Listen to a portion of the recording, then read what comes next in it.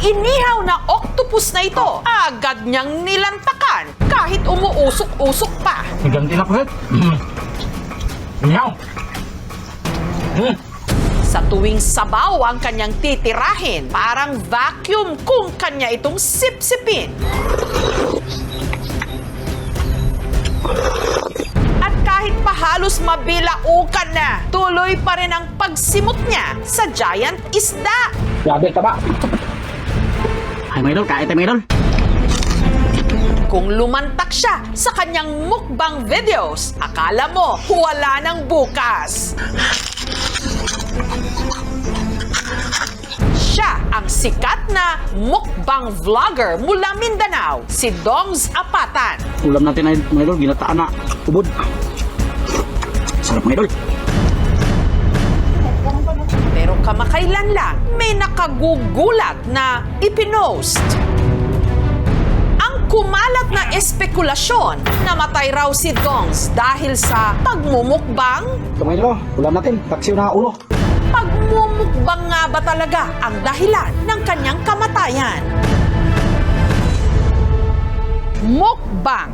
Yan ang naging bukang bibig para sa mabilisan at maramihang pagtsibog sa kung ano-anong pagkain na ginagawa ring content sa social media. Ayon sa mga kumalat online, ang video raw na ito ang dumali kay Dongs, Mga idol, kain tayo, mga idol. Ito ulam natin, mga idol, ulo ng baka. kung saan makikita siyang bumabanat ng pinakuluang buong ulo ng baka. Sobrang lambot, mga idol. Ang balat ng baka na puno ng taba, isinausaw niya sa suka. Pati mata ng baka, hindi niya pinatawad. Mata. Sa dulo ng video, makikitang ang kalahati ng ulo ng baka, sinimot pa niya.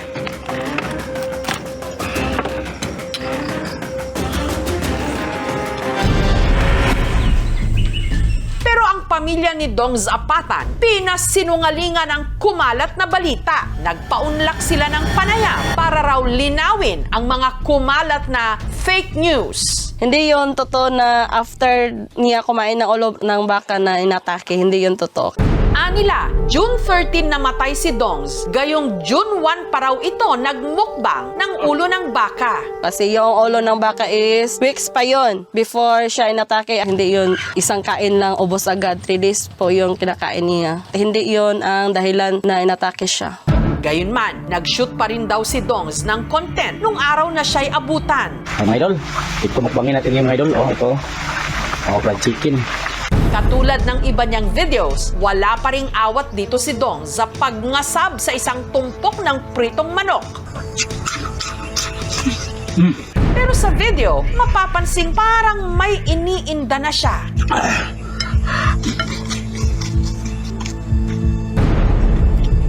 After lunch, bumaba siya. Bumili siya ng foods para sa kanyang content, para imukbang. By 3 p.m., may tumatawag sa amin na inatake siya.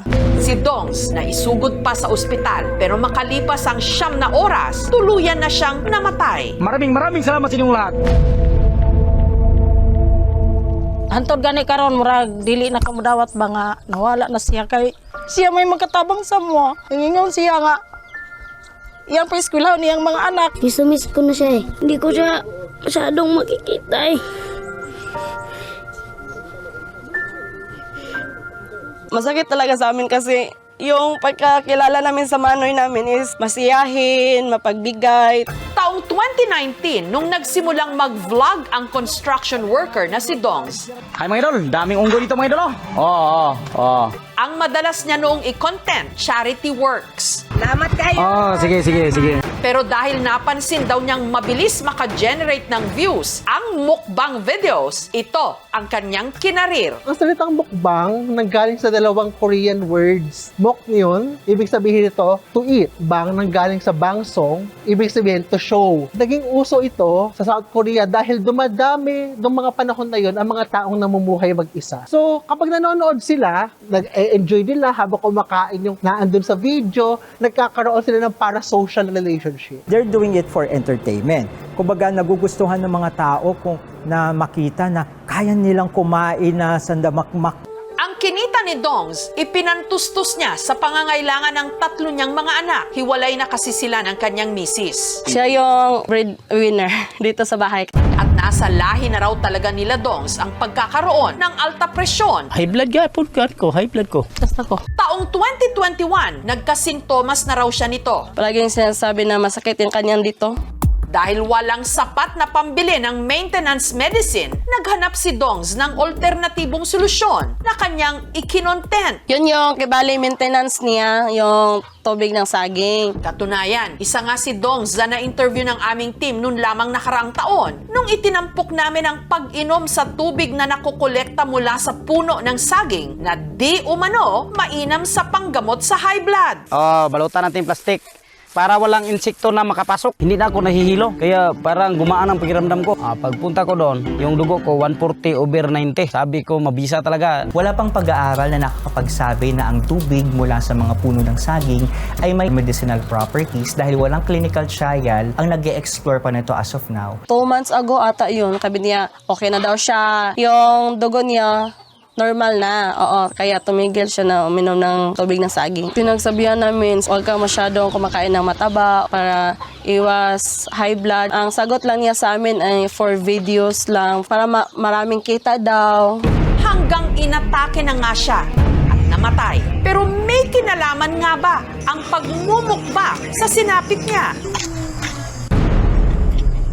Ayon sa doktor na tumingin kay Dongs, ang naging sanhi ng kanyang pagkamatay, left hypertensive bleed with herniation syndrome. Si Dongs nagka-brain attack. Si Dong, talagang comatose siya, hindi siya makapagsalita. Herniation syndrome, yung sobrang daming dugo, tutulak niya yung utak pababa. Kasunod na nun, shutdown na yung respiration, tsaka yung pagtibok ng puso. Then, death na yung kasunod mo. Yung lifestyle ng pasyente is the number 1 determinant para sa magkaroon ka ng ganitong klaseng sakit.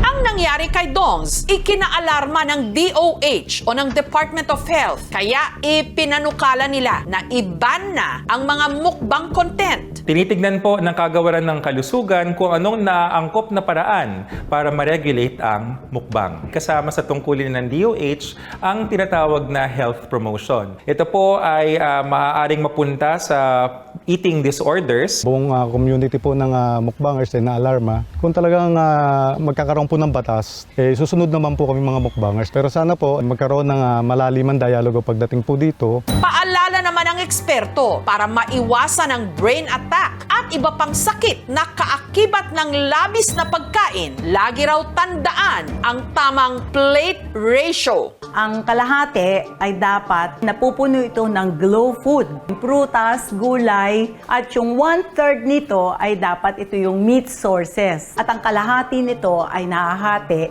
sa go food. Babay, huli na ko. Please, tigilan niyo na po magbabash kasi namatayan po kami. Kailangan namin is comfort, hindi pang babash. At sa lahat ng aking mga viewers, followers, at supporters, maraming salamat sa inyong lahat. Ingat kayo palagi.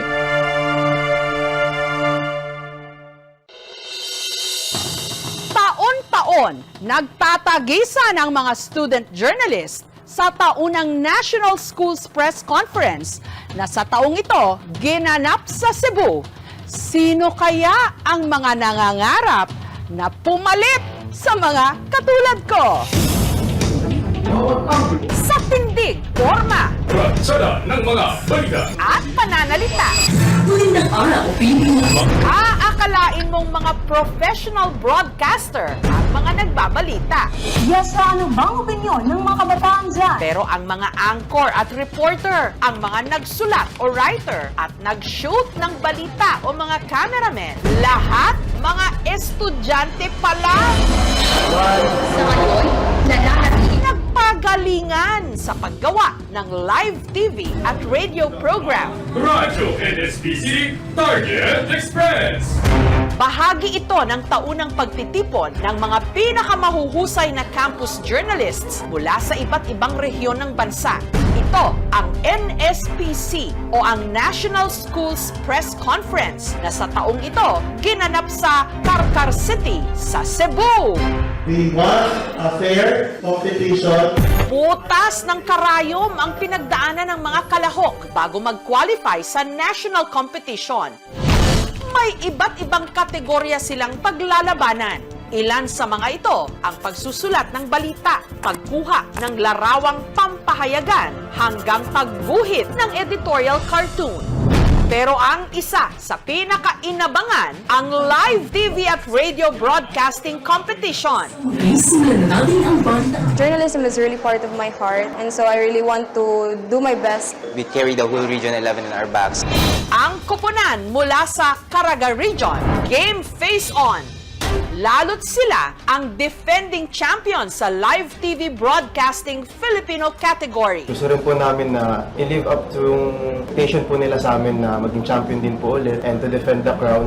Ang female news anchor ng grupo na si Verity, pressured din. Lalo't kasama sa nagkampiyon nung nakaraang taon, ang kanyang kapatid. Hindi ko po talaga in-expect na papasok ako sa journalism, and sila po yung nag-push sa akin na mag-try kasi po mahihain po ako. Ang koponan naman mula Calabarzon, kumpiyansa sila na may laban sila sa kampyonato.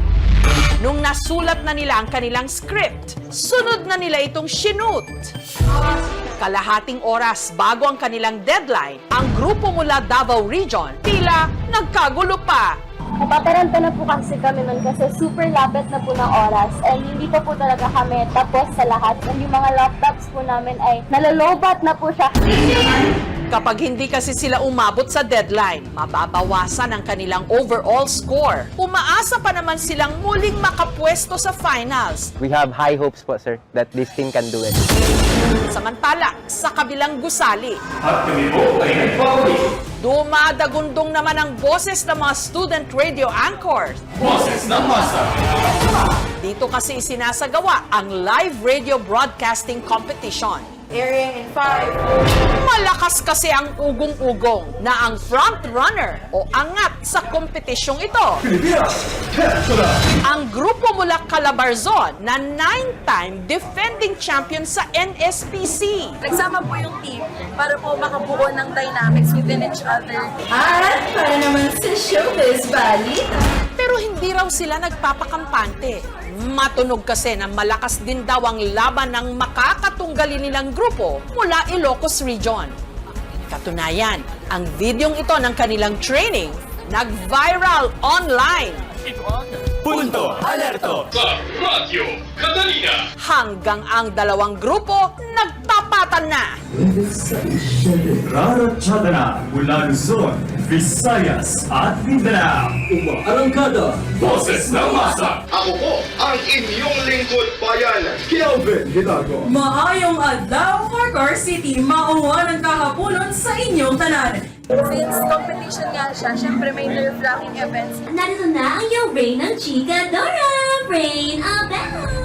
Pero iba naman ang atake ng mga estudyanteng kumakatawan sa Region 10 o ang Northern Mindanao Region. 1, 2, 3, 4, 5, 6, 7, technical check. Intro pa lang, Sa 2 at 3 sa Radyo Fuego. Excitement kung sakaling manalo.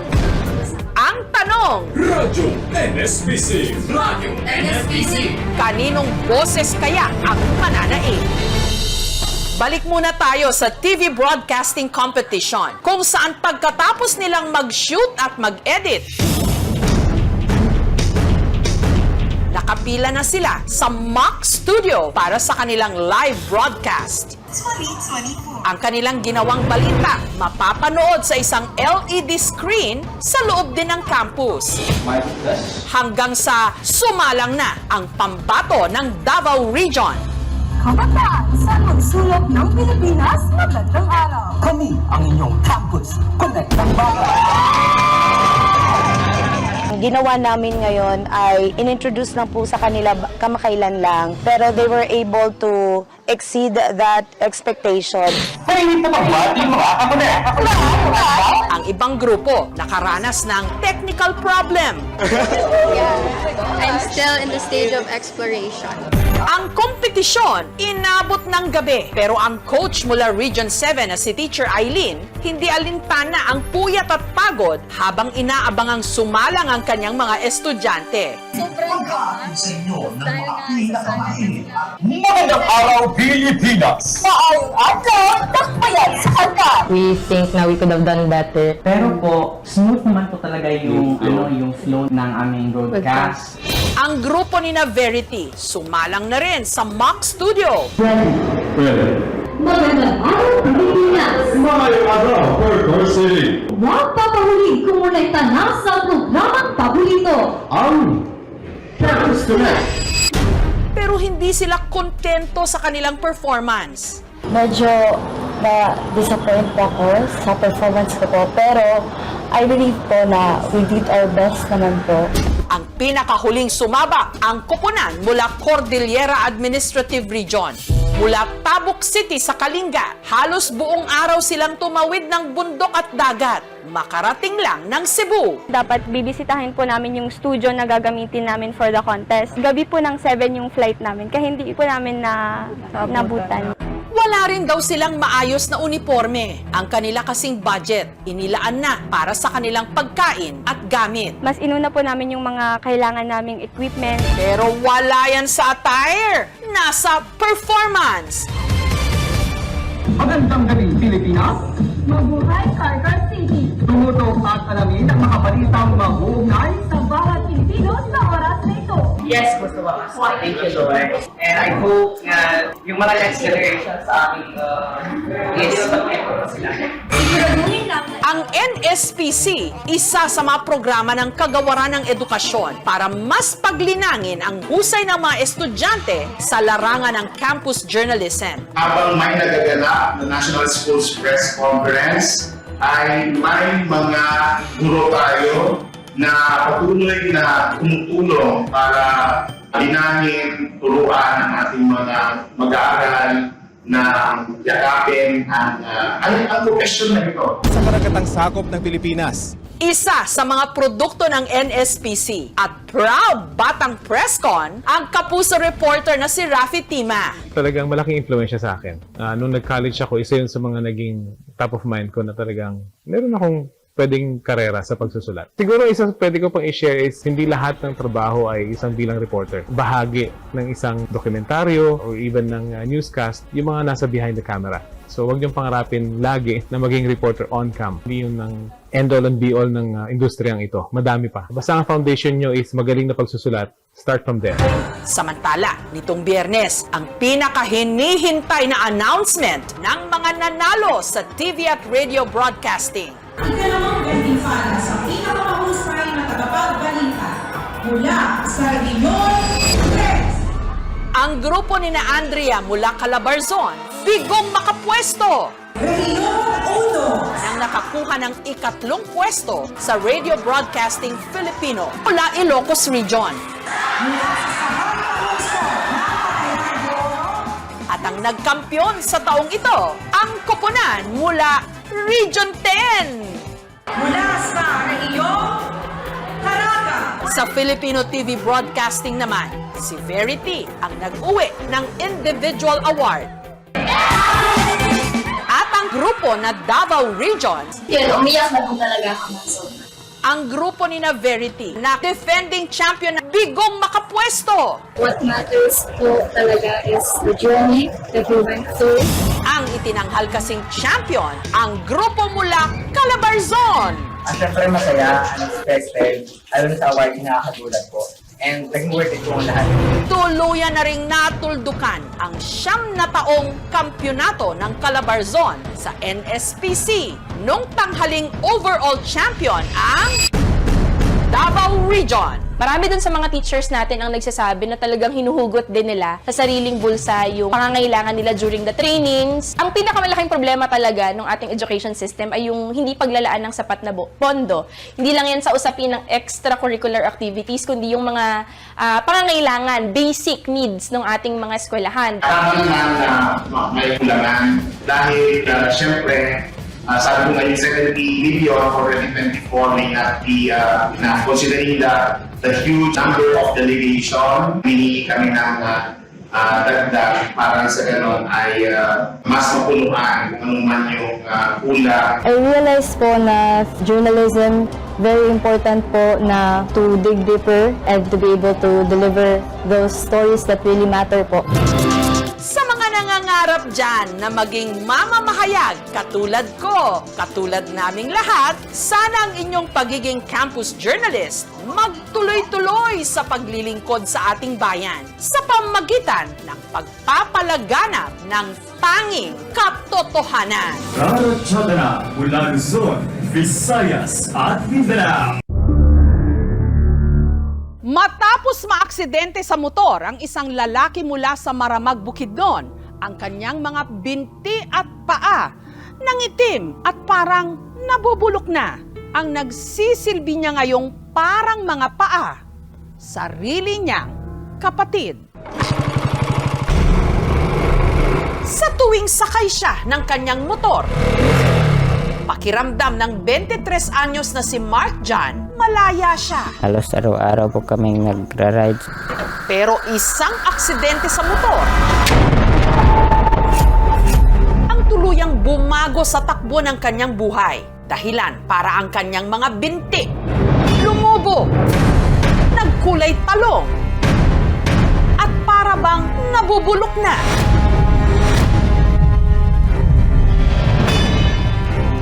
Ang binata tuloy ngayon tila bilanggo sa sarili niyang kama.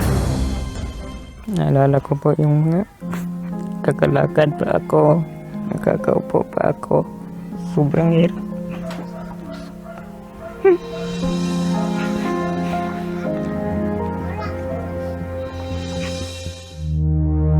Sa kubong ito sa Maramag, Bukidnon, nakatira si Mark John. 5 taon na siyang tila isa ritong preso. Ang kanyang mga binti at paa madalas daw namamanhid. Kaya kahit mga simpleng bagay, hindi niya nagagawa. Pagkatapos ng operasyon, hindi na ako makatayo, makaupo, makagalaw na, nakatagilid, hindi na rin. Ang nagsisilbi niyang mga paa, ang nakababata niyang kapatid na si Jeboy. Naawalan ko. Taloy kong kuya, hindi man siya kalakaw. Katagay po niya birado, katamot. Tapos akong likod mo. Wasa pa. Tapos akong likod mo. Pinupunasan po muna yung likod ko para hindi po kasi makati yung likod ko. Okay.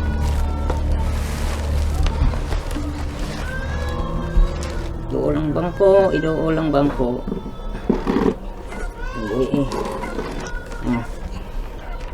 Nakaalalay rin si Jeboy sa tuwing maliligo ang kanyang kuya Mark John. Kay patong man sa bangko yung tiil. May balde dito, ako yung magbubuhos ng tubig, tas si Jeboy po yung nagsasabo ng 2 pa ako. Kapag malamig kasi, tas naliligo ako, kinukumbulsyon ako. Kaya nililinis na lang daw muna nila ang mga sugat sa kanyang mga binti at paa.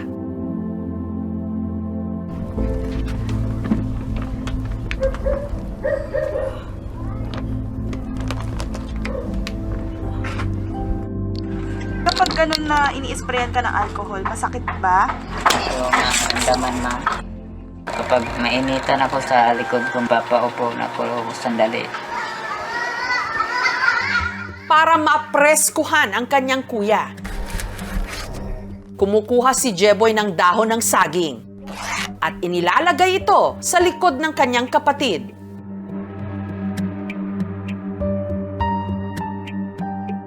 Noon po, na hindi pa po siya na-aksidente, okay pa naman po siya sa amin. Pero hindi nga lang ganun ka-close kami magkakapatid. Mostly po talaga nasa barkada siya kasi kaya nga po ginagamit yung motor ng papa ko. Tumatakas nga po siya para lang po makapagala. Ang dating nag-aalaga kay Mark John, ang kanilang tatay Edgar. Tinuruan ko po kung paano mag-alaga sa kaniyang kapatid. Kasi po magtrabaho ako para meron kaming makain. Nalooy man ko. Kaya na timan. Trabaho si ate at papa. Tinanggap ni Jeboy ang kanyang bagong responsibilidad kahit pa may sarili rin siyang iniinda. May sakit din po siya na parang epilepsy. Nung grade 1 po siya, nabagok po talaga yung ulo niya po doon sa metal. Kasi naglalaro po siya nun. Mahal na mahal ko po kapatid ko si Jiboy.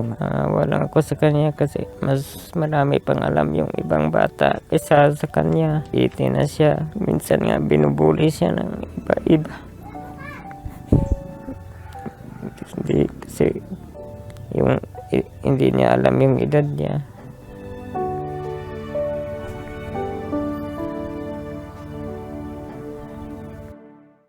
Si Mark John pa naman daw sana ang mag-aalaga sa kanilang bunso kung hindi lang nangyari ang sakuna. Hilig daw talaga ni Mark John na magmotor. Ang gamit-gamit niya noon, regalo ng kanyang tatay Edgar. Kasi di pa marunong nun yung papa ko. Ako ang nagmamaneho. Halos araw-araw po kaming nagra-ride. Yung sweldo ko po halos doon po pumupunta sa motor ko. Hanggang noong December 2019, nagkayayaan si Mark John at ang isa nitong kaibigan. Ako na yung nagmamaneho. Hanggang nabangga sila ng truck.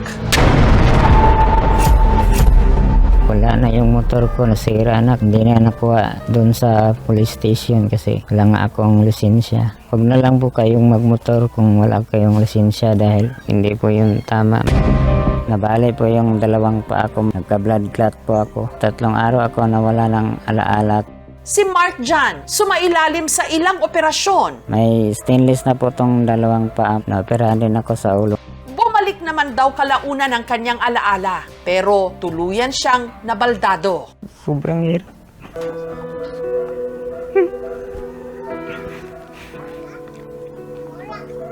Naalala ko po yung kakalakad pa ako, nakakaupo pa ako. Hindi pa lang sana ako naging ganito. Ang kanyang mga binti naman, nagka-diferensya. Lumalaki ng lumalaki. Una sa paa, umana sa hita, tapos dito sa legs, tsaka sa umitim. Sobrang hirap.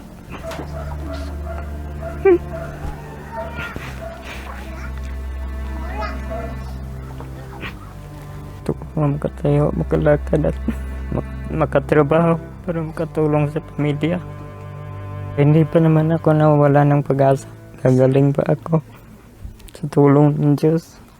Sa tulong ng LGU, nitong nakaraang taon lang napakonsulta si Mark John. Wala namang nabanggit ang doktor na infeksyon. Kaya lang daw lumalaki dahil hindi ko magalaw-galaw at ma-exercise araw-araw. Iniinom ko daw na tubig, hindi ko maipalabas sa pamamagitan ng pawis, kaya dyan pumupunta. Para makatulong sa pagpapagamot, nagpaabot ng tulong ang lokal na pamahalaan ng Maramag. At upang mas maging komportable sa kanyang paghiga, niregaluhan din nila si Mark John ng kutsyon. If ever after admission, ma-discharge na, pwede lang yun kung request nila doctor para at least nila dyan makatanaw sa progress sa pag-heal sa imuang summer. Nagbigay rin ang aming programa ng financial assistance. Maraming salamat po sa KMJA sa tulong na ibinigay nila sa akin. Sana marami pa po kayong matulungan. Si Mark John, sinorpresa rin ang kanyang mga kaibigan na kasama niya noon sa kanyang rides. Basta yung kadul. Okay na pala ko?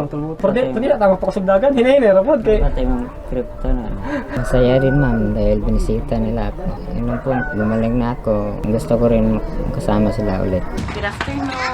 He was brought to NMMC for another hospital admission. So doon na-manage naman ang patient. Tapos nung nakauwi, wala na namang follow-up. Kailangan na talaga ng pasyente na madala sa hospital. 1, 2, 3. Nitong Huwebes, ipinakonsulta ng aming team si Mark John.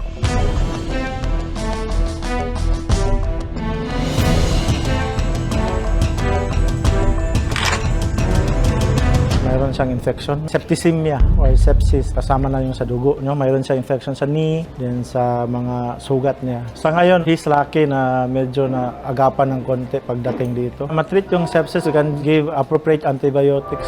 Pero ang malaking tanong, may pag-asa pa bang muling makalakad si Mark John? From the start, meron na siyang tinatawag namin spinal cord injury. Wala nang chance na magbalik yung movement ng dalawang paa niya. Yung fracture naman niya sa femur, yung dalawang binti niya, walang problema, no? Nag-heal naman siya. Mayroon lang siyang infection sa tuhod niya kasi doon man pinadaan yung bakal, yung implant. Pwede natin tanggalin yung bakal para maibsan yung focus ng infection. Wala pa mang rason na putulin siya. So as much as possible, i-save talaga. When it comes to spinal cord injury, ang pinaka maganda dyan is yung multidiscipline approach. Mayroon kang rehab, PT, occupational therapy. Nananamin ako ng kalagan pa. Hindi pa rin ako nawawala ng pag-asa. Si Mark John, umaasang muli siyang makakatindig. Makakalakad. Iduulang bangko, iduulang bangko. Muling makakahakbang. Patungo sa isang mas magandang bukas. Gusto na ko maulian siya. Sana po matulungan niyo po ako. Hindi pa po kasi ako nabala ng pag-asa na gumaling pa.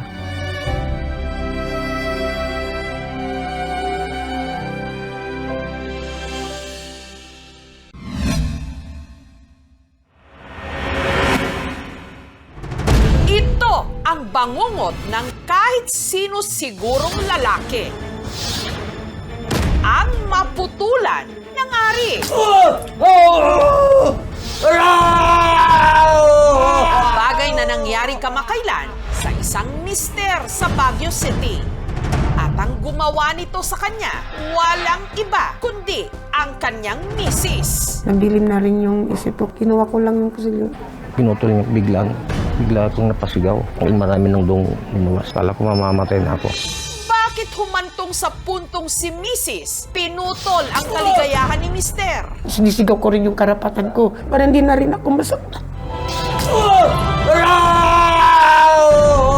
Ang suspect nakakulong ngayon sa istasyon ng pulis na ito sa Baguio. Itago natin siya sa pangalang Agnes. Abot hanggang sukdulan na raw kasi ang di umano pagtataksil ng kanyang mister. Kaya hindi na raw siya nakapagpigil. Nagawa ko po sa kanya yun dahil punong-puno na ako. Taong 2012 nung nagkakilala sina Agnes at Jovencio.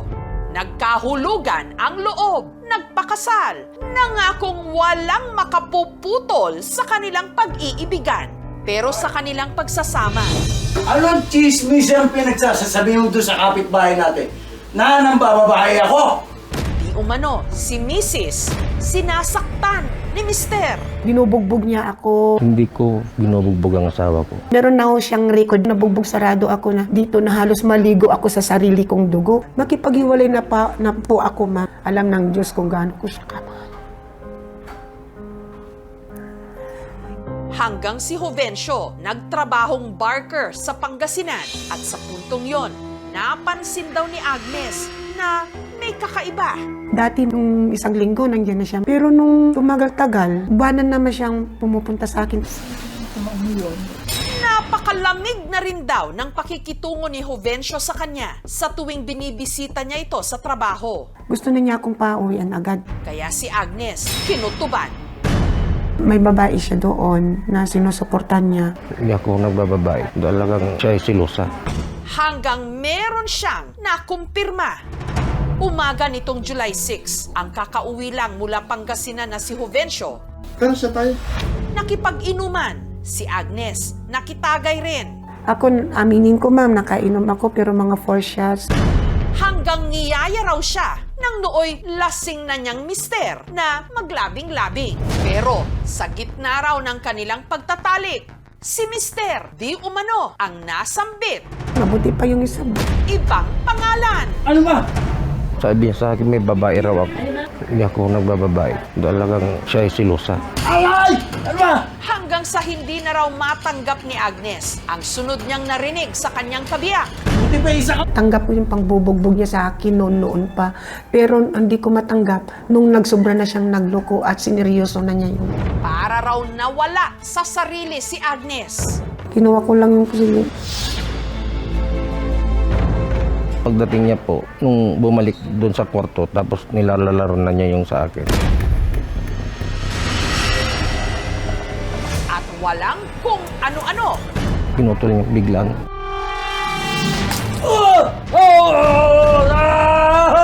Bigla akong napasigaw. Marami nang doon lumawas. Kala ko mamamatay na ako. Saklolo ka ako pa. May concerned citizen po na tumawag po sa aming himpilan, kaya nakapag-responde po agad ang ating mga kapulisan. After po ng insidente ay talagang umalis po yung suspect. Ang mga doktor sinubukang ikabit ang naputol na ari ni Jovencio. Nakiusap siya, nagmakaawa siya na maibalik yung ari niya. Maibabalik pa kaya ang naputol na kaligayahan ni Mister?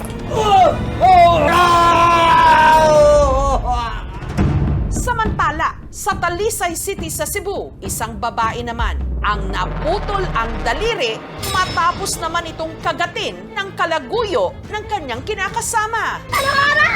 Ang usa ko ka kumingking is napasok di sa baba dito na niya pagpaak.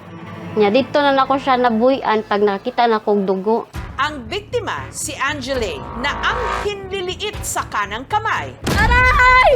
Buong puwersa raw kinagat ng ibang babae ng kanyang live-in partner nung sila'y nagpang-abot. Ato jud nga time nagilak-hilak na jud ko ato. Katong pagitabo kita siya nga naputol akong kamot. Ngitan oras siya nako wala siya nitabang nako. Chill ra kay si. Hindi gaya ng ibang magkarelasyon, si Angeli ipinagkibit balikat lang daw nung unang nalaman niya na ang kanyang live-in partner na itago natin sa pangalang Vince may ibang babae. Nasakpan na ko siya, giaway jud nako siya. Tivit na to ilang account, taghimo na sad siya lain account nga ma-chat sila balik. Ang di umano, isa pang karelasyon ni Vince, OFW, na itago natin sa pangalang Jane. Ningon man jud ang babae nga kanang buhaton na kontahan para makuha lang ko nun niya. Pero sa paglipas ng mga taon, wala raw itong paramdam sa kanya. Hanggang nagulat na lang daw si Angele na nitong Martes, bigla itong sumugod sa kanilang bahay. Tajud ko nga akong pares iyahang gisagpa og kaduha.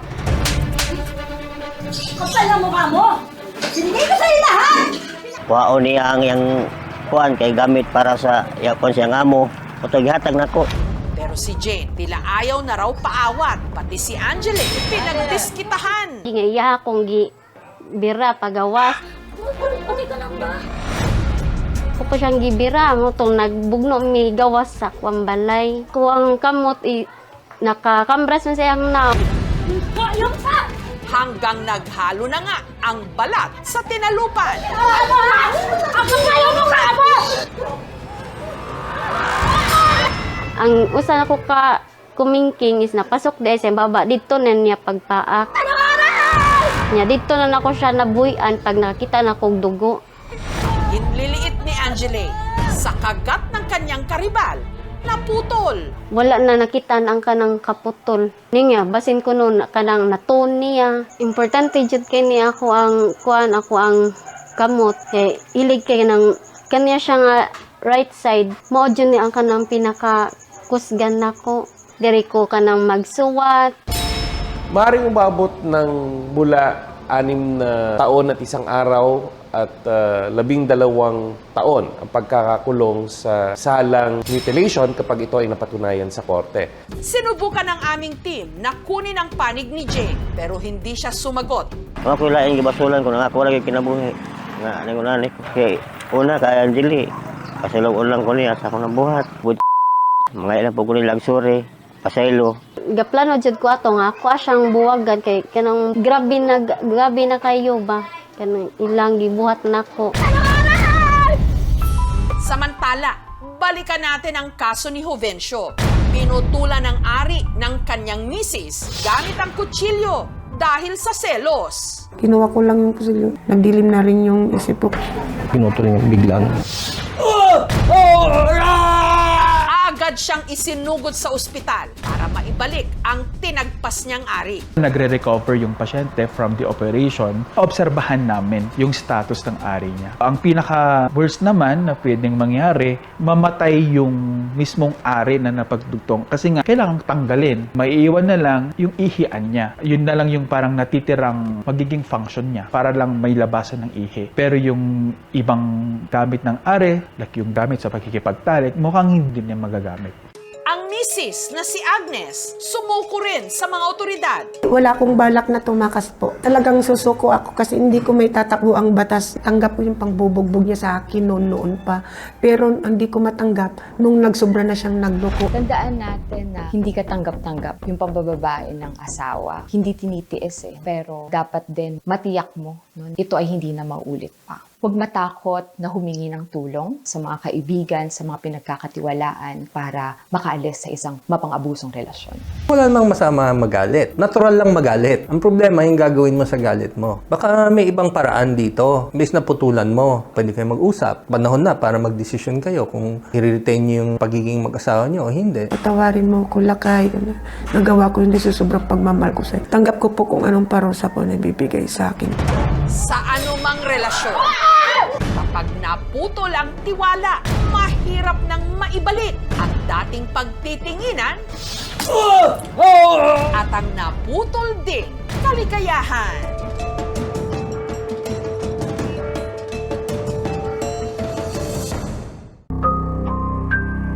Naniniwala ba kayo sa sukob o yung sabay na pagpapakasal ng magkadugo na paniniwala ng iba? Malas. Mary Joy, Jean Lipuman. Mahigit 100 pares ang nagpahayag ng kanilang pagmamahalan sa kasalang bayang ito sa Nara, Palawan. Kabilang na sina Charlette at Bonifacio. Yun talaga ang pinakamasaya na kahit na wala na kaming tatay, kasama pa rin namin yung nanay namin nang ikinasal po kami. Pero matapos ang seremonya, ang bagong kasal, tinamaan daw ng sunod-sunod na kamalasan. Yung pamangkin ko po, sabay yung nakatandang kapatid, nagsuntukan sila. Kinuha ko po yung motor. Doon na po ako na-disgrasya. Nabutas yung dito niya. Tumama sa bato. May pumutok daw po na ugat sa ulo niya. Hirap na talaga siya. Hinahing lang po ako kasi parang biglaan lang po kasi na wala na siya. Sunod-sunod po yung mga problema sa amin. Walang pahinga. Kasabay pala kasing ikinasal ni na Charlette at Bonifacio, hindi lang ang anak ni Charlette na si Charlie, pati na ang kapatid din ni Charlette na si JP. Bagay na bawal ayon sa pamahiin. Sa makatuwid, ang kanilang mga kasal, sukob. Kung alam ko lang yung sukob, hindi na sana ako magsabay ng pakasal sa mama ko at sa kapatid ko.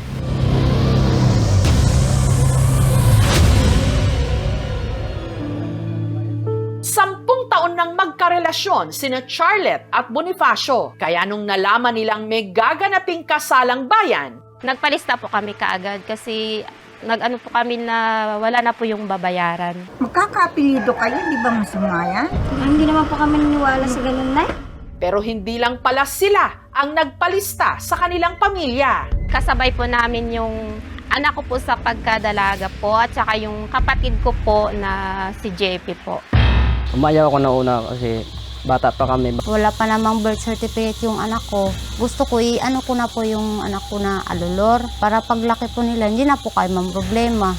Naki-ano lang po kami sa kapatid ko na isama na lang namin yung handa namin kasi nga walang pira. Pero bago pa man ang kasal, nagkaroon na ng kung ano-anong aberya. Nariyang si Bonifacio, nahirapang makahanap ng magkakasya sa kanyang wedding ring. Katanong yung sukso ko, walang may magkasya.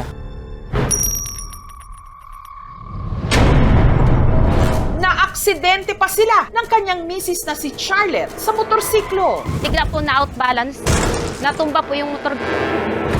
Sina JP at Cherry naman. Lagi po kami nag-aaway, tsaka nagsusungitan po kami. Habang sina Charlie at Brenda may nalabag daw na isa pang pamahiin. Nasukat kasi ni Brenda ang susuotin niyang trahe de boda. Bakit daw sinukat-sukat ko po? Bawal daw. Sa isip ko, sa pelikula lang po yan na nagganon-ganon. Sabi ko, sige, isukat mo yan para pagdating doon sa oras na kasal po namin, hindi na po makaparinta ulit. Pagsapit naman ng mismong araw ng kanilang kasal, ang mga bride muntik namang hindi umabot sa seremonya. Na-late po kami nung araw ng kasal dahil po sa pag-aayos. Medyo kinabahan po kasi sabi namin tanghali na wala pa sila. Inisip namin na baka nasiraan na or anong nangyari.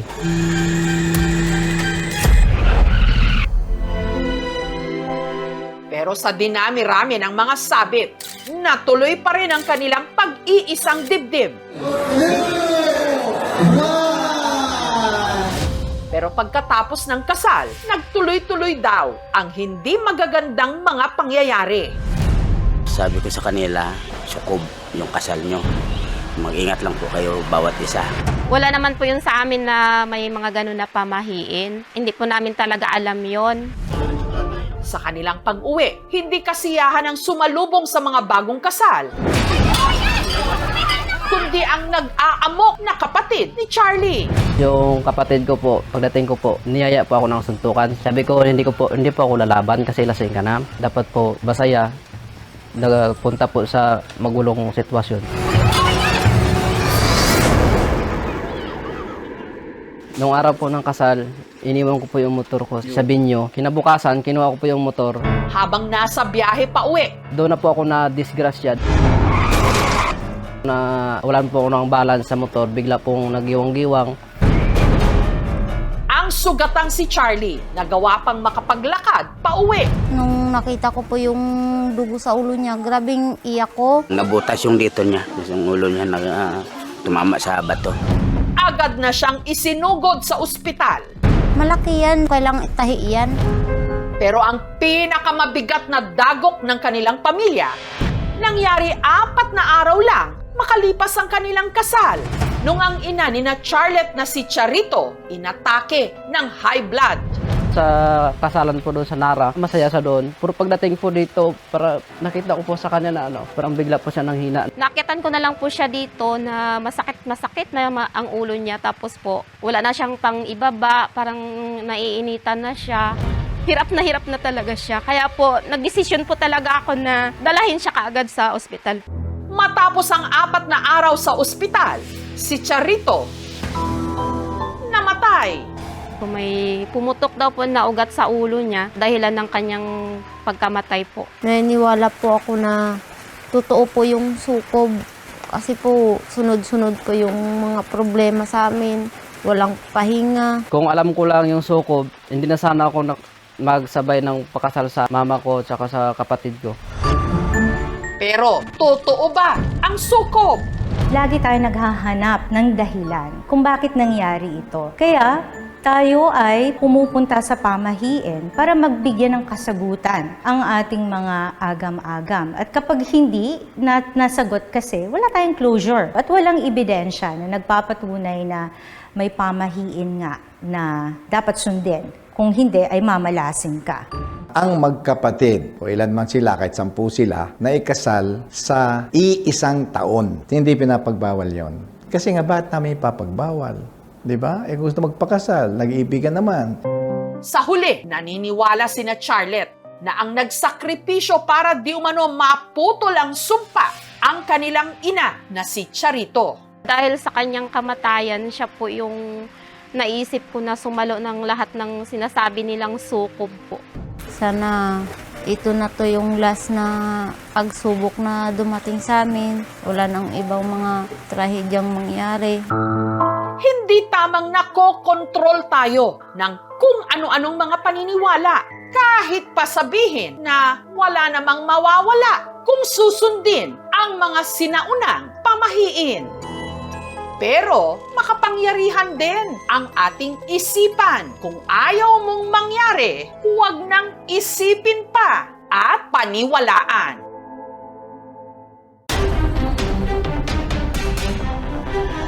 Tila may sigalot ngayon sa malaparaisong isla ng Balabac sa Palawan dahil ang mga katutubo na nabubuhay doon mula sa seaweed, pinapalayas daw.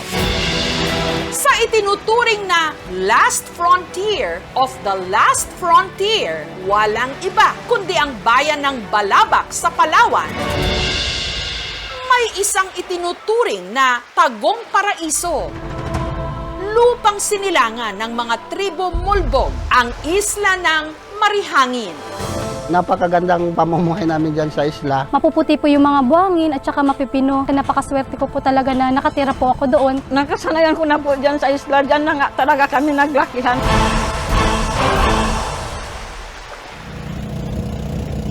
Ilang henerasyon sa mayayabong nitong kagubatan at puting-puting dalampasigan umikot ang kanilang buhay at kabuhayan. Ang pagtatanim ng mga seaweed o agar-agar. Pwede itong gawing gelatin o iba pang panghimagas, pampalapot sa mga sabaw. Maaari ring iproseso sa paggawa ng papel, tela at mga cosmetic product. Pag magsisimula ka magtatanim, within 15 days, ha-harvest ka na. Pero ang tahimik na pamumuhay sa isla, nabulabog. Patayin tayo! Patayin! Buwan niyo!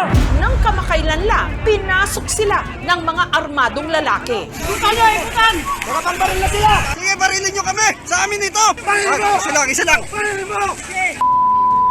Lukan namin ito! Ang mga katutubo, pinagbantaan at tinutukan pa raw ng mga armas. Kaya kayo! Walang saktan dito! Yung iba, pinaputukan pa. Wala kami atraso sa inyo! Ang pakay di umano ng mga ito, paalisin ang mga katutubo sa isla. Gagawin daw pong ecotourism ma'am para dagdag yaman din nila. Ulang kami! Humarap dito sa inyo! Magulang kayo! Alis kayo dito! Kahit milyon pa ibigay nila sa akin, hindi kami alis. Dapat yung walang pera sana, yun ang tulungan nila. Hindi yung sila mapira, gawin pa nila. Yung kanilang titulo po ay questionable. Hindi po namin kaya lumaban sa korte dahil ang kalaban po namin dambuhala. Kami mga katutubo lang po kami. Masakit po, mararamdaman namin sa ganun ginagawa nila sa amin, pang-aapi. Saan hahantong ang pakikipaglaban nila sa kinagisnan nilang lupa? Lukan namin ito!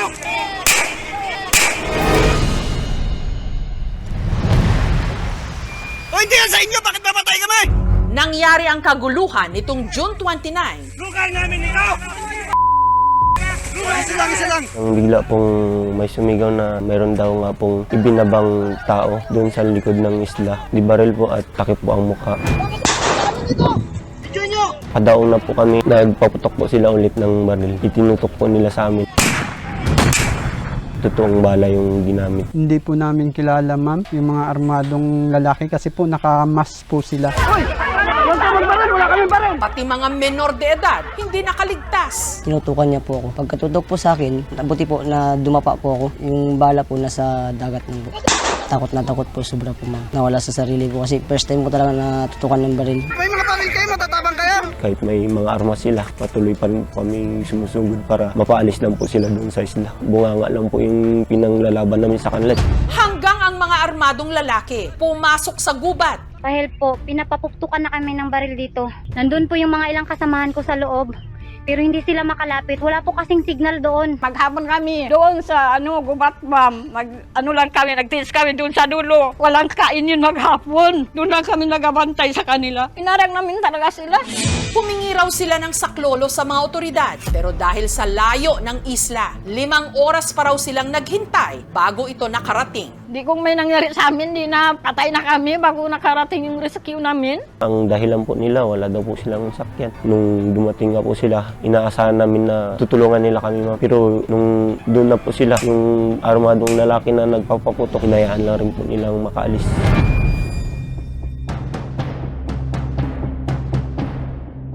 Lugar namin ito! Lugar namin ito! Lugar, isa lang! Ang tensyon ngayon sa isla, malayong malayo sa kinagisnan nila noong pamumuhay. Ang Ang isla ng Marihangin may lawak na 38 hectares, tahanan ng halos 1,000 miyembro ng tribo Molbog. Noon pa man, marami na raw ang nagkaka-interes sa isla dahil sa likas yaman nito. Pero ang kanilang lupa, not for sale daw. Lalo't dito rin nakalibing ang kanilang mga ninuno. Hindi naman yan pwede alungkatin yung libingan namin yan. Bawal yan. Masama yan sa mga katutubo. Hindi po namin kayang iwan doon. Basta-basta na lang, parang na lang iwan namin na yung mga magulang po namin. Ito po ang patunay na sa pangalan po ng aming mga ninuno ang nasabing isla. Sa ipinakita nilang dokumento, nakasaad na ang Isla Marihangin pagmamay-ari ng isang nagngangalang Hatib Isa. Luluko po yun sa sahid ng nanay ko. Nag-issue na rin daw ang Department of Agrarian Reform ng Notice of Coverage taong 2014. Yun po ay programa ng CAR. Yung mga lupa ipamahagi na po sa mga mahirap na magsasaka. Pero laking gulat daw nila nung nito lang nakaraang taon ang mga taga-tribo pinapalayas. Ang isla raw kasi nabili ng isang pribadong kumpanya. Itong 2023, nagpetisyon po yung kumpanya. Isang taon lang, lumabas po kagad yung desisyon na in-exempt na nila sa Notice of Coverage. Gagawin daw pong ecotourism, ma'am. Dagdagyaman din nila. Sa Marihangin, bahagi siya ng 25,000 hectare White Beach Tourism Plan. Ang Boracay ay 2,000 hectare. This is 12 times larger. From Boracay, the 2 million tourists every year. Ang sikip-sikip na. Pumunta sila ng El Nido and Coron. Dami na rin tao. Ang tao, papunta na ng South, Balabac. Kaya minamadali na ang pagpapalaya sa mga tao para ma-develop na yung lugar. Noong 1984 po, lumalabas sa talaan ng Register of Deeds. This is a private property of a private individual. Hinihiling nila na itong mga lupain na pumapaloob dito sa Marihangin ay ilabas sa saklaw ng programang Comprehensive Agrarian Reform Law. Inalmahan ito ng tribo. Agad silang nag-apela sa Department of Agrarian Reform. Nung nagbalidisyon sila itong 2023, natuwa po kami dahil akala namin mapamahagi na sa amin yung lupa. Pero kabaliktaran pala. Pagbalik nila doon, kasama na po yung mga tauhan ng San Miguel Corporation at nag-aalok na po sila ng pera sa amin. Nakakapanginig ng laman. Siyempre, sinasabi nila sila daw ay may titulo dahil yun po ay kinikilala ng batas. Ang sa amin lang naman, kilalanin din yung karapatan namin dahil mula pa nung time ng mga ninuno namin, nandyan na sila. Nais po naming pabulaanan muli ito. Wala pong sabwatan na nangyayari, kundi ang nangyari lamang po dito ay yung validation. Nag-conduct ng joint validation activity para alamin kung ano ba talaga ang estado. Itong lupain na ito, hindi namang angkop pang agrikultura yung isla sa kadahilanan na ito'y walang potable water at ito'y napapalibutan na buhangin at binubuo ito ng forest at corals and mangrove area. Inaalis na natin ang lupain sa Marihangin Island sa saklaw ng Comprehensive Agrarian Reform Law. Kung talagang ancestral domain nga po nila ito, medyo malalagay na rin po sa alanganin ang pag-issue natin ng Notice of Coverage. Lahat ng mga ancestral domain ay hindi na pwedeng isaklaw pa sa programang Comprehensive Agrarian Reform Law. May ipinakita rin daw sa kanilang waiver. Nagsasabi na isinalin daw po yung karapatan ng aking mga magulang doon sa mga taong nakapangalan sa titulo. Ito, pinapasinungalingan po natin to. May mga pumirma na hindi namin kamag-anak, so wala po siyang karapatan magpirma sa affidavit of waiver. Isa sa mga pumirma sa waiver, ang dating opisyal ng barangay na si Toto, bagay na kunukwestiyon ng mga residente. Si Toto Isa, hindi rin po Isa ang ginagamit nitong apelyido. Kalon po ang ginagamit niya. Hindi po namin alam kung kaninong matamark itong ginamit nila. Tapos nakalagay din po dito na nagsasabi si Hatib Isa daw namatay noong 1930. Kung namatay po siya sa mga panahong yan, paano niya po makunan ng tax declaration 1945 hanggang 1963? Habang ang dalawa sa 8 anak ni Hatib Isa, wala raw pirma o thumb mark sa waiver. Ibig sabihin, yung karapatan nila sa isla, sa kanila pa rin. Nag-uumpisa na yung kalbaryo ng buhay namin. Yung malaparaisong pamumuhay namin, unti-unti pong nalulusaw dahil po sa mga pananakot nila sa amin.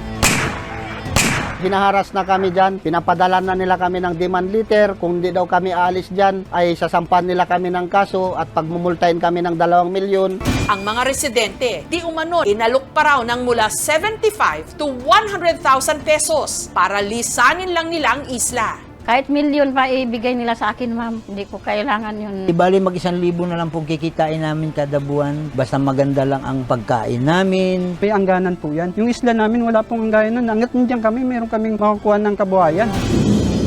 Pero dahil sa hirap ng buhay, si Jason bumigay, nakatanggap siya ng pera at lumipat sa mainland. Pinatayo namin na bahay. Pinang kaya namin araw-araw. Naubos na rin. At ang pinaglipatan daw sa kanila, Mapakit yung dagat na. Hindi mataniman ng seaweed. Nagsisirin kami. kaya sina Jason kinalaunan bumalik din sa Isla Marihangin. Sige, barilin nyo kami! Sa amin ito! Samantala, matapos ang nangyaring engkwentro sa isla nitong mga nakaraang araw, ang mga residente may napapansin pa rin daw na mga armadong lalaking umaaligid sa kanila. Nandito po yung mga armadong kalalakihan. Kaya ang grupo ni na Mark Anthony na umaasa sa pagtatanim ng agar-agar sa tuwing sila'y pumapalaot. Hindi naman po makapokus ng paghanap buhay kasi yung isip namin doon po sa mga pamilya namin sa isla. Lupain po ng aming ninuno yun, pero bakit pinipilit nilang angkinin? Kanino po kami hihingi ng tulong? Sa totoo lang, napakahirap na po ang sitwasyon namin ngayon, pero mas lalo pa kaming pinapahirapan. Pero sino ba talaga ang mga armadong lalaki na sumugod sa Marihangin? Sinasabi nila sila ay gwardiya ng kumpanya. Pag tinatanong namin, sila daw po inutusan ng San Miguel Corporation para bantayan daw po yung isla na yun. Nangangamba rin ba kami ng ganun na may bantay sa amin, na may armas sila?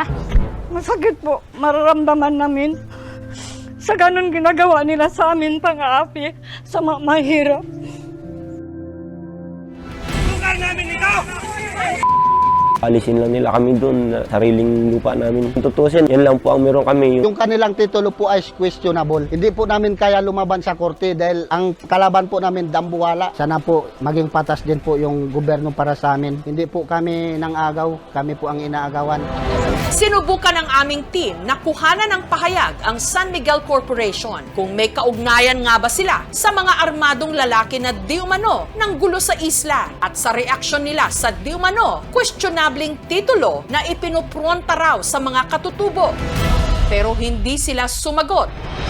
Anong tsansa nitong mga maliliit na mangingisda natin, mga seaweed farmers natin? Yung Supreme Court marahil, the Court of Public Opinion, hopefully, kung lumawak po yan, na mapaalam ito sa 118 million population natin. The area is part of the ancestral domain claim of the ICC's IPs. Ibig sabihin nito, ma'am, na-prove na ICC's IPs sa komisyon na talagang silang may claim dyan. As per information po kasi natin, may 4 po palang titulo dito po sa Sitio Marihangin. And based po sa IPRA, the Indigenous Peoples' Rights Act, under Section 56, ginagalang naman po yung mga previous rights over the area. Kung talagang titled na yung area, yung mga natira po dyan, i-claim pa rin po yan ng mga katutubo, including the waters. Ang NCIP naman po, proper din po yung aming assistance. Kasi pagdating natin sa pagtulong, syempre IPs lang talaga yung ating mandate. As a rule, ang may hawak ng titulo at kung sino nakapangalan sa titulo, siya ang may laban doon. Kung valid ba or tampered, kailangan isubmit yan further investigation. Sana po matulungan kami bilang katutubo. Sobra-sobra na po ang pang-api sa amin. Kung hindi po naririnig ng ating pamahalaan, kami po nananawagan na sana mapansin po yung issue namin. Pagdating sa legal na paraan po, wala po kaming kakayanan, wala po kaming pangbayad sa abogado. Pinipilit namin po talagang lumaban sa paraan na alam namin yung wala pong bahas. Samantala, may ilang mga NGO o non-government organization na nakipag-ugnayan ngayon sa Tribo Mulbog. Yung Ateneo Human Rights Center, nag-uumpisa ng magpayag ng suporta. 3 bishops ng Palawan, kakampi na natin. At unti-unti nilang kakausapin ang Catholic Bishops Conference of the Philippines. Yung mga lawyers natin ngayon, yan ang tatrabahuin nila, no? Kasama ang Commission on Human Rights, paano mapakansila yung mga peking titulo na yan. Kahit ano pagawain nila sa amin, paghaharas dyan, hindi kami alis. Hanggang siguro mamatay na lang kami. Ipaglaban namin talaga ang karapatan namin. man is an island. Kaya ang mga miyembro ng Tribu Mulbog umaasang mapapakinggan ang kanila raw mga munting tinig. At makarating sa mga kinauukulan ang kanilang pakikipaglaban sa kanilang lupang sinilangan. Isa lang! Lugar namin ito!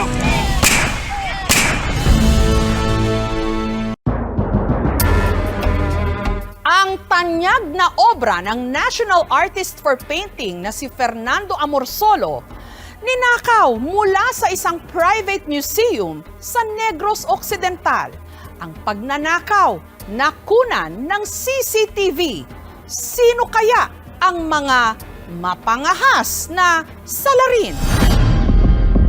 Piping saksi sa makulay at marangyang pamumuhay ng isang tanyag na pamilya sa Silay Negros Occidental ang ancestral house na ito.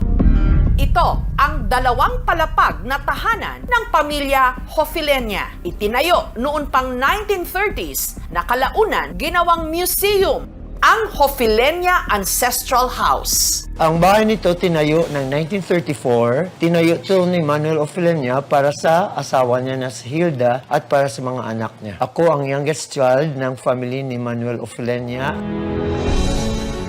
Hindi lang ang mga lumang kagamitan at kasangkapan ng pamilya ang makikita rito. Pati na ang napakalaki nilang art collection. Mga obra ng mga pinakapipitagang alagad ng sining ng bansa. Ito yun kay Hidalgo, kasama ni Juan Luna, na nag-join sila sa competition sa Paris before. Kay Ben Cab, kay Manansala, Sunken Garden ni Sang UP. At ang isa sa pinakatampok dito, ang painting ng national artist na si Fernando Amorsolo. Nagbid yata may pareho itong Amorsolo painting sa Makati noong 2019. Almost 47 million. Kaya halos hindi raw maipinta ang mukha ng pamilya Hofilenya nung kamakailan lang ang painting na ito ni Amorsolo ninakaw. Pasado alas 11 ng umaga, pag-akyat ko dito, nakita ko wala na yung painting nakasabit dito. Ang pagnanakaw nakuhanan sa CCTV. Sino ang nangahas na nakawin ang obra maestra ni Fernando Amorsolo? We pray that mabalik po yung Amorsolo painting. Yung pinaka-development natin is, yung isang suspect is...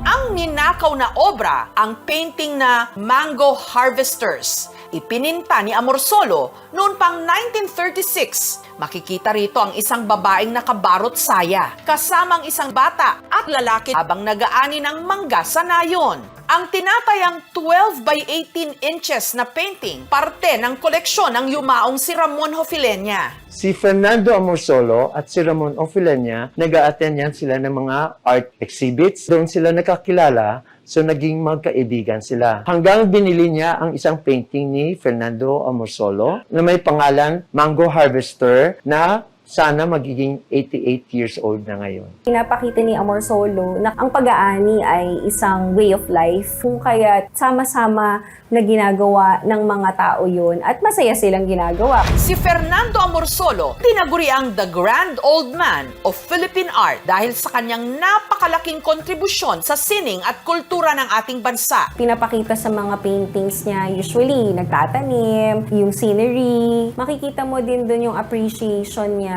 sa beauty kasi karamihan sa mga paintings or portraits niya magagandang babae. Taong 1972, itinanghal siyang kauna-unahang pambansang alagad ng sining o National Artist ng Pilipinas. Si Amorsolo kasi pinakasikat na pintor sa kontemporaryong panahon. Lahat ng mga paintings niya ay talagang priceless.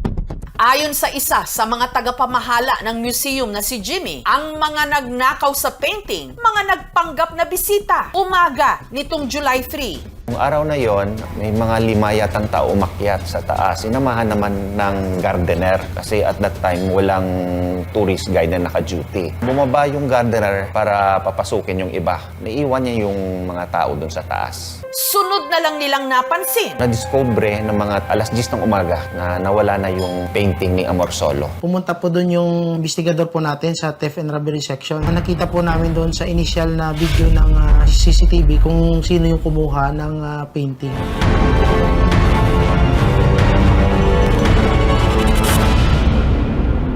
Nasaan na ang painting ni Amorsolo?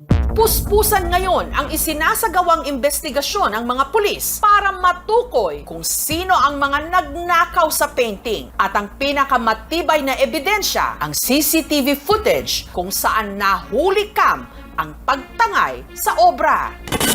Sa kuhang ito ng CCTV, sa ikalawang palapag ng museum, makikita ang 5 bisita. 2 sa mga ito, nakasuot ng sombrero at face mask. Kapansin-pansing parang may sinisilip-silip sa ground floor. Bago nila nilapitan ang Amorsolo painting. Ang lalaki, tinignan pa ang likod ng painting at nung tumalikod na ang mga kasabay nilang bisita, dali-dali niyang tinanggal ito mula sa pagkakasabit sa dingding at dinala sa katabing kwarto. Ang isa sa mga bisita, tila napansin agad ang nawawalang painting.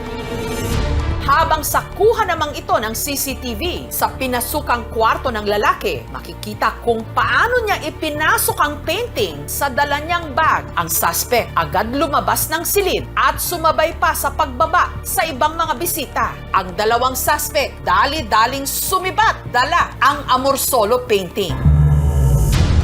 May dumaan po na pedicab, doon po sila sumakay, nagpahatid po sa plaza.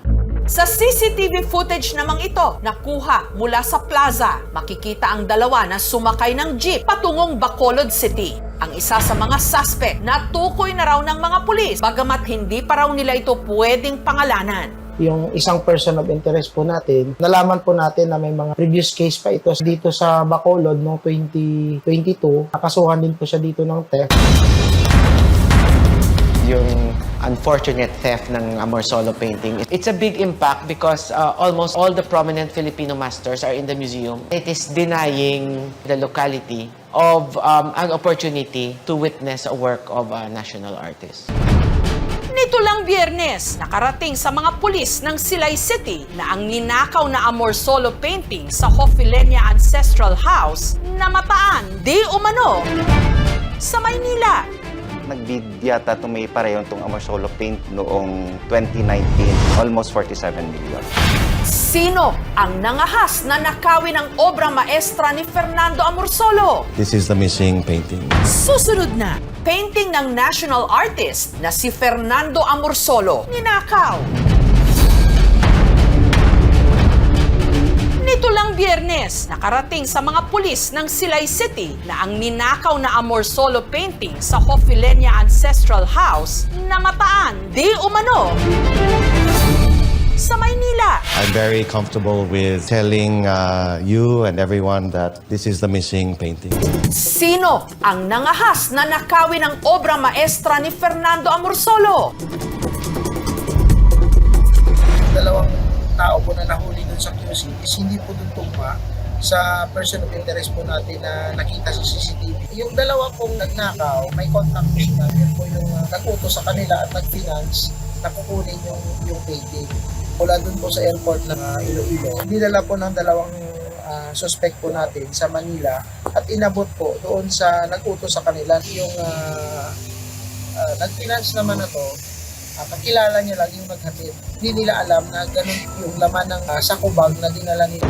Ang mga suspect ay maaaring sampahan ng kasong theft. Sa kaso pong ito, kung ang painting ay nagkakahalaga ng higit 2.2 million pesos, ang parusa ay nasa 10 taon at 1 araw hanggang 12 taon na pagkakakulong. Sa kasong ito ng isang Amorsolo painting na masasabi nating national treasure, masasabi nating ito ay priceless, but base sa assessed value now which is 50 million, ang magiging computation po nito ay 1 year for every 1 million in excess ng 2.2 million for as long as hindi lalagpas ang total ng 20 years na pagkakakulong. Hinihikayat natin ang publiko na tumulong sa pag-alaga sa ating kulturang Minana, lalong-lalo na ang mga paintings na nakadisplay sa mga museo, sa mga gallery. Dahil ang heritage na ito ay hindi lang para sa atin, kundi para sa mga susunod na henerasyon. Ngayon, papatuloy pa rin kami and then nagdagdag kami ng mga CCTV and guards. Ang painting na ito ni Fernando Amorsolo at ng iba pa nating mga national artist o alagad ng sine, yaman ng ating kultura na sisilayan dapat ng maraming Pilipino at hindi lang nasa kustodiya ng mga kriminal.